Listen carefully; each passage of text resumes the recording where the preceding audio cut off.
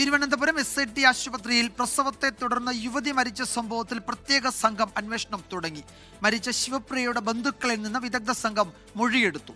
നിലവിലെ അന്വേഷണത്തിൽ വിശ്വാസമില്ലെന്നും നീതി വേണമെന്നും ഭർത്താവ് മനു പ്രതികരിച്ചു. തിരുവനന്തപുരം കരിക്കകം സ്വദേശി ശിവപ്രിയ പ്രസവശേഷമുണ്ടായ അണുബാധയെ തുടർന്ന് മരിച്ചെന്ന കുടുംബത്തിന്റെ പരാതിയിലാണ് അന്വേഷണം.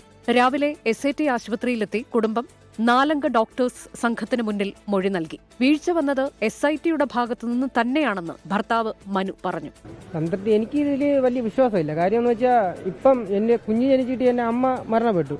ഇത്രയും ദിവസമായിട്ട് SIT ഭാഗത്തു നിന്ന് വിളിച്ചു ചോദിക്കുക കുഞ്ഞിന് ആരോഗ്യനില എങ്ങനെയുണ്ടോയെന്ന് ഇതുവരെ തിരക്കിയിട്ട് പോലുമില്ല. അപ്പം എനിക്കിതിൽ വലിയ വിശ്വാസം പോരാ.